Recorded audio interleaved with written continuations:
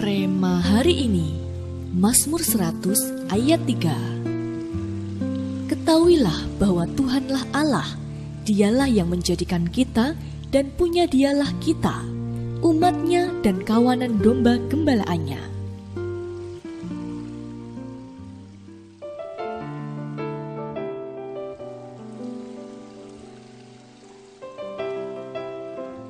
Saat sedang mengambil gelar PhD dari Universitas Durham, Judith Van melakukan penyelidikan tentang bagaimana cara orang Israel menggembalakan domba-dombanya.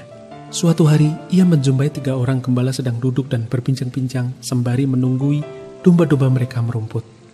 Domba-domba itu bercampur baur menjadi sebuah kawanan besar.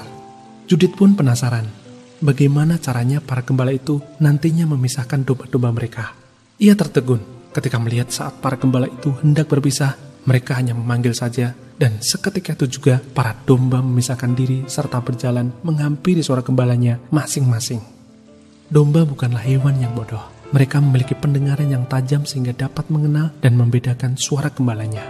Gembala akan memberi makan domba-dombanya dari tangannya, berbicara kepada mereka dan menjalin kedekatan dengan domba-domba tersebut, sampai domba-domba itu mengenal dan menaruh kepercayaan penuh kepada gembalanya.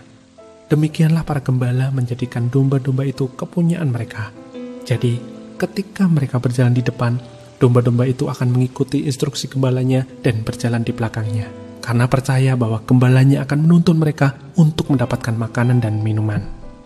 Di Mazmur 23 pun, Raja Daud sendiri mengibaratkan dirinya sebagai domba dan Tuhan adalah gembalanya.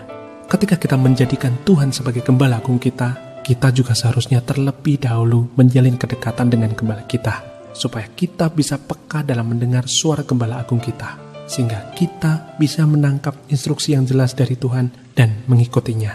Maka kita bisa mencapai tujuan yang telah Tuhan tetapkan di dalam hidup kita dan memenuhi mandat untuk membebaskan bangsa kita.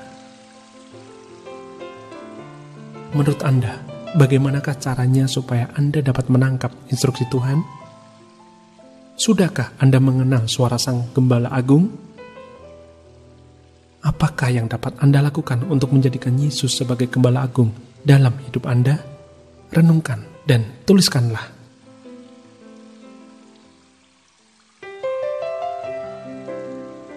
Ya Bapa, kami mau lebih lagi menjalin hubungan yang dekat dan menempel erat denganmu, Sang Gembala Agung. Kami ingin lebih peka lagi dalam mendengar suaramu, sehingga kami dapat mengikuti instruksi jelas yang Engkau berikan. Di dalam nama Tuhan Yesus kami berdoa. Amin. Salah satu kunci menangkap instruksi yang jelas dari Tuhan adalah menjadikan Yesus sebagai Gembala Agung kita.